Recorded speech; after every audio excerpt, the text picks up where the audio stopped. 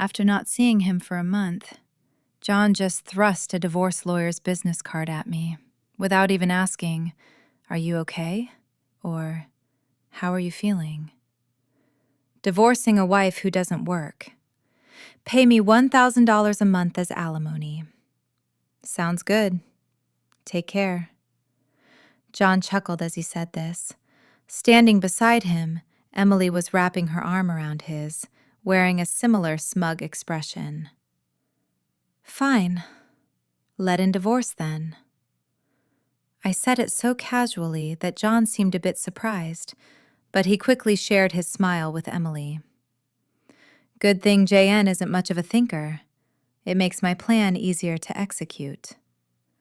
After the divorce papers got approved, I decided to start my revenge plan on both of them.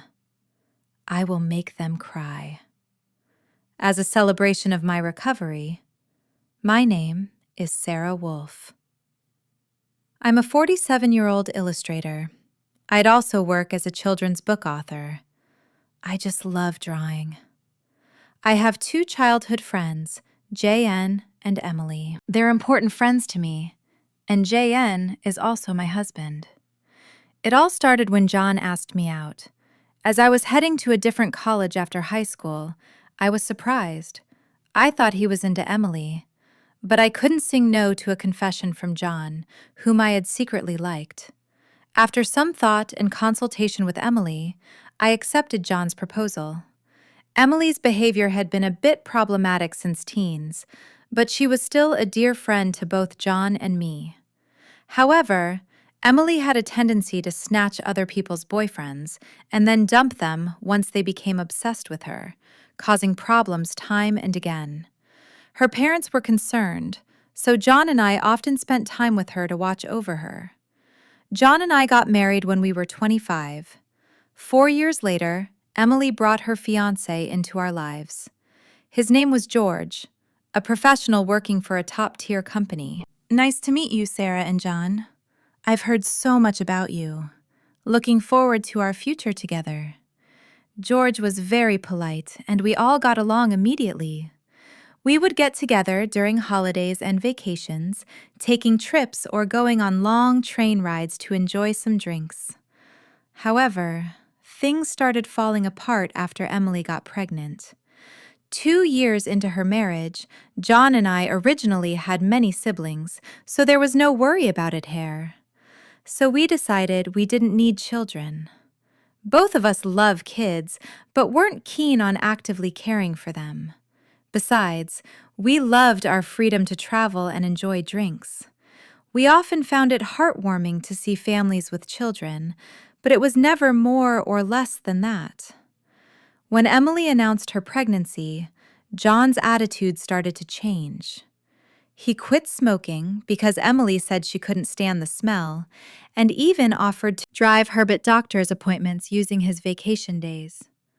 I warned him, George might get upset if you're always with Emily. But John argued back, you have work, don't you?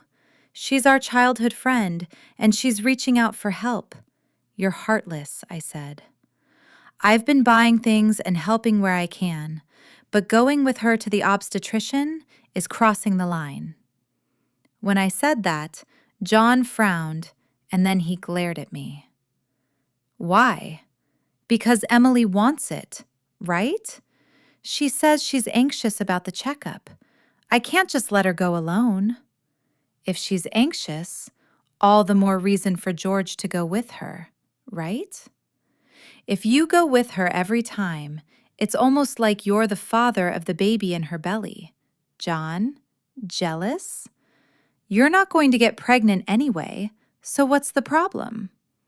He didn't take my concerns seriously, and instead started to snap, saying I was being annoying. We had hardly ever had a fight during our marriage, but things changed when Emily got pregnant. Our arguments increased, and that didn't change even after Emily gave birth. In fact, JN started spending even more time with Emily and their child, Emma. But when Emma was 6, an incident occurred. It had to do with the attendees of Emma's graduation ceremonies. The day before the graduation, Jen suddenly started rummaging through the closet. "Jun, what are you doing? Have a meeting tomorrow?" Jun's workplace had a casual dress code, but there was a rule to wear a suit during client meetings. So he always kept a few suits ready, but they were all thrown on the bed now. "Ah, no, just trying to decide what to wear for the graduation ceremony." "What? You're seriously thinking of attending the graduation?" "Yeah, George can't make it," Emily asked me. "Wait, that's absurd. No matter how you look at it." I inadvertently raised my voice in denial immediately. John's face turned sour. I knew he occasionally picked Emma up from kindergarten, and I had done so myself when asked. Yet it was nonsensical for a childhood friend who wasn't even a biological parent to attend a graduation ceremony. "What? You still doubt me and Emily?" "I'm disappointed that you can't even help out." "That's not the point." "Anyway, I'm attending the graduation tomorrow, so iron a shirt properly." John said that, and abruptly ended the conversation, leaving me behind and going to the bedroom. I had no choice but to call Emily. "Hello? Emily? About tomorrow." "Ah, sorry about tomorrow. I'm borrowing John."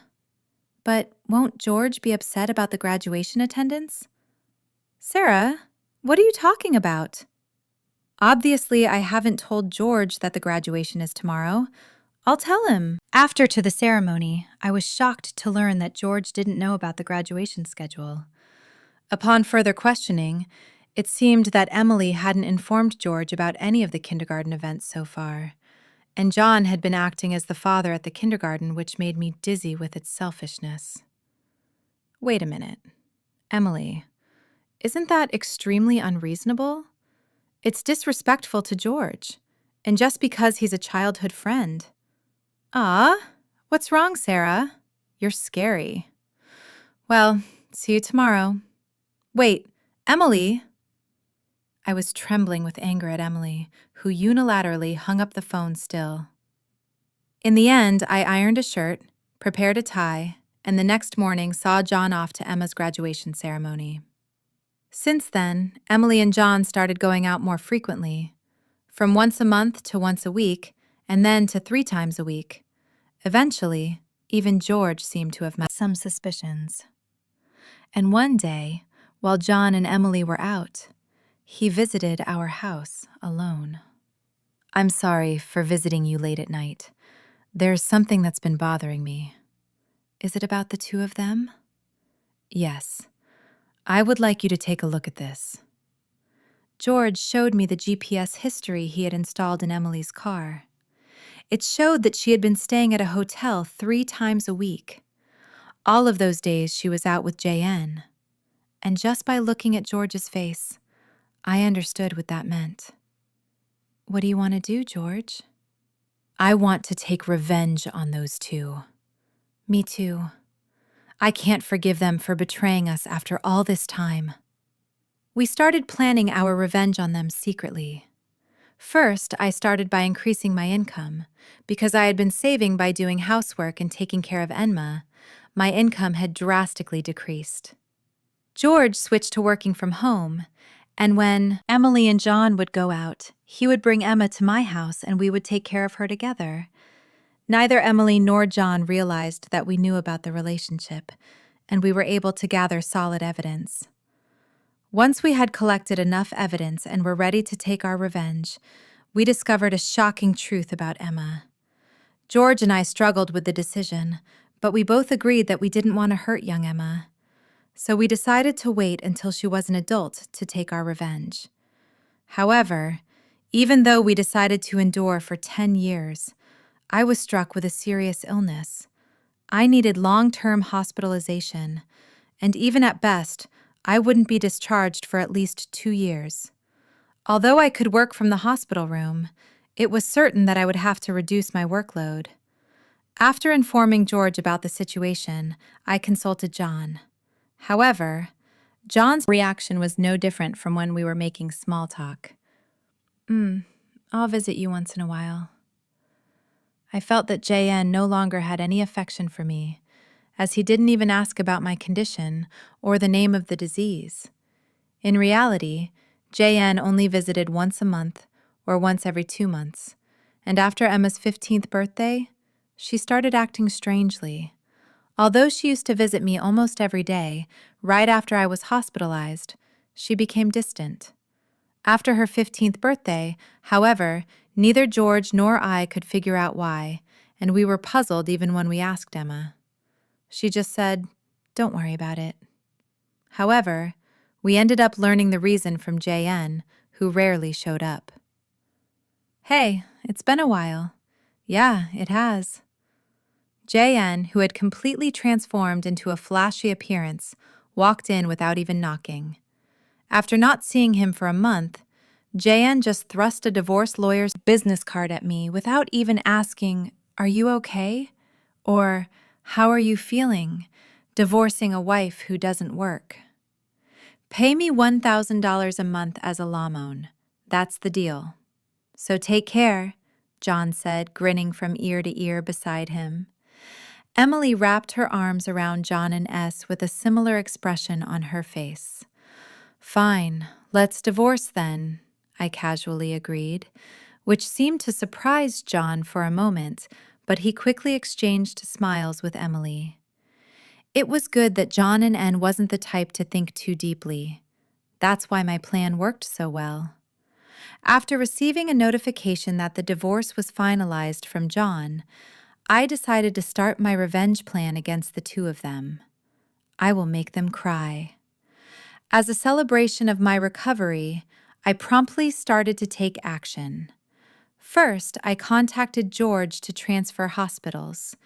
Then, I informed my lawyer that they would be mediating between the two parties. From now on, George also began to act at the same time he moved near my new hospital with Emma, and he started to visit me frequently. Emma still had a gloomy expression, but I was happy that she came to see me every day. Most of my belongings were already in the hospital room, so I told John to dispose of the rest. I didn't want to bring anything that the two of them might have touched into my new life. Once the hospital transfer and George and Emma's move settled down, I received a call from John. I had only left my seat for a few minutes, but my smartphone already showed 30 missed calls. I answered the phone, feeling exasperated. "What? Hey, what the hell is going on?" I could hear the voice of a troubled real estate agent behind John's panicked voice. I also heard Emily yelling, which made me feel sick. "What do you mean, what's going on? It's obviously about the house. Why do we have to move out?" John shouted at me, as if it wasn't his fault at all. I replied to him coolly, "Obviously because that's my house, how?" Janan seemed to have completely forgotten. But the truth was, the house we lived in was a room I rented as a workspace when I started to make a living as a freelancer. At that time, I didn't have enough income to maintain 2 houses, and John didn't have enough income to live alone, so he ended up moving into my place. Therefore, Jan had never paid the rent or utility bills for that room. Although I received some money from him for living expenses, it wasn't enough to maintain the place. Unfortunately, that room was already canceled. It was far from the hospital I transferred to, so I had processed the cancellation the day after submitting the divorce papers. I didn't inform him because the real estate agent, who knew the situation, said they would contact him. George and Emma suddenly disappeared, and our house was sold. What are we going to do about our new house? I don't know. Maybe stay in a business hotel for now? As I turned on the speaker and started working, JN yelled in frustration, "Don't screw with me!" However, he seemed to remember something and started speaking in a more soothing tone. "Well, whatever. When will you transfer the money? We're running low on cash." "What are you talking about?" "Huh? Don't mite around. I told you to pay $11,000, didn't I?" Oh, I don't recall agreeing to that. My non-end response was met with incoherent screaming from Johan on the other end of the phone. Apparently, he thought he could get money from me and had been squandering it. Even if he had $11,000 left, how did he plan to get by for the rest of the month? Hey, don't just stay silent. Say something. There's really nothing to talk about. My retort left John momentarily dumbfounded, but he soon started yelling again, growing increasingly annoyed. I addressed J&N as cheerful a tone as I could muster. Anyway, we're basically strangers now, so please don't contact me anymore. You'll hear from my lawyer. Huh? Lawyer? Hey, wait a minute. I wound up without listening to John's response. He tried calling back several times, but I ignored it, and eventually the call stopped. However angry that I didn't answer, John started ignoring calls from my lawyer. He certainly had a childish side, but I never imagined he'd be the kind of person who didn't mind causing trouble for others.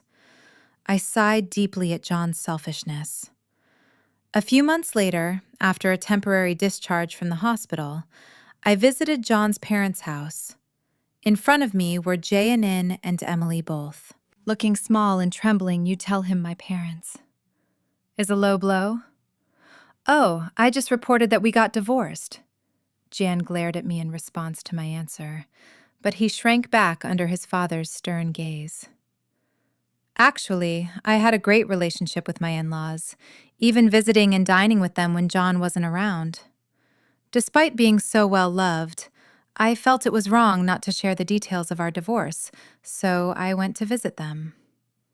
Is it true that you're remarrying, Emily? Yes, it's true. True. Emily, Emma, Anne are going to start over as a family. What are you talking about? Your only family is Sarah. She's not my family anymore. John's words made his father frown with a look that seemed to say, "Give me a break." Jan shook his head a few times, then handed me a piece of paper. It was a bill from a nearby luxury hotel. What's this? It's the bill from the hotel we stayed at John, acting as if it was obvious, pointed at the bill on the table, then suddenly collapsed. Oh, what the heck, Mom? I didn't raise you to be like this. My mother-in-law, gasping for breath, was met with a look of disbelief from John next to him. Emily wore the same expression. Why are you so angry? It's just that the family is changing because I'm getting married. Plus, you'll have a grandchild, a blood-rated one at that. Aren't you happy? You two didn't. My mother-in-law, looking as if she couldn't believe what she was seeing, glanced at, then turned her gaze to me. Both my in-laws understood that I didn't want children, and still treated me as their own daughter.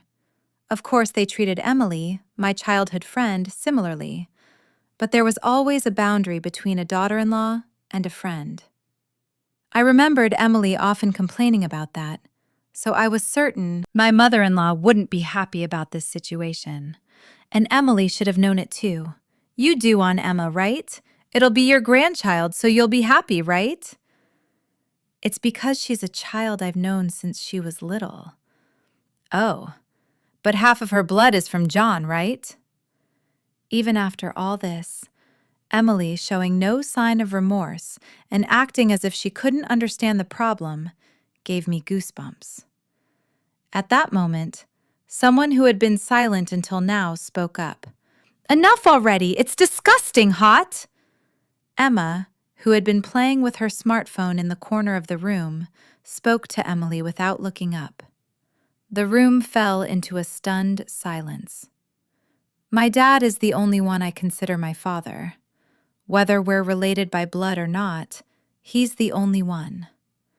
But you know, JN has always been the one to attend your school events. I heard everything from Dad. How he was always informed of the event dates after they were over.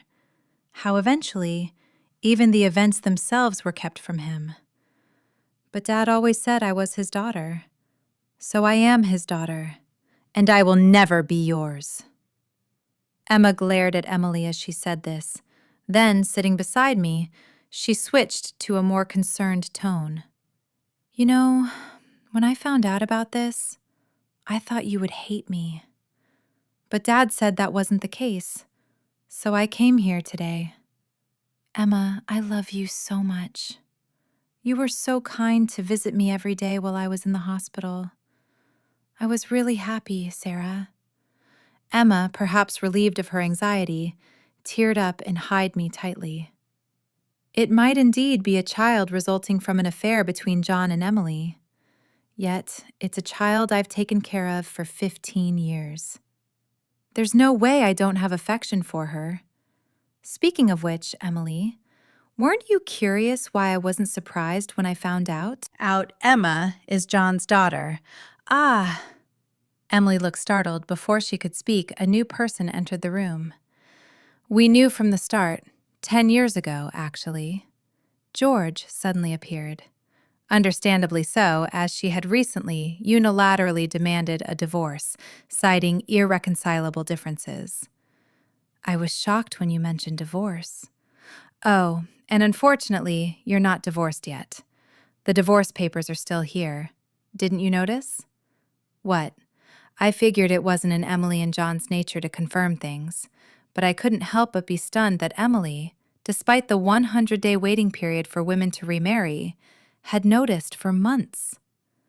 So Emily is still my wife, and Emma is still my daughter? Well, since there won't be a wife, though... Wait, what do you mean?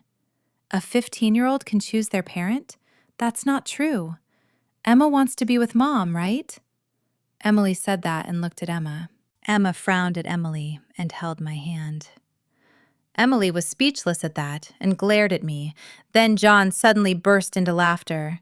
So that's what it is. You two are together, huh? But too bad, isn't it? Impossible to live on George's salary alone. Can you stop making weird assumptions? Also, it seems George earns double the amount you think. Emily knows about it, huh? It's probably a bluff, Alolo. Besides, it's impossible for you to work while dealing with your illness. You'll just die miserably somewhere.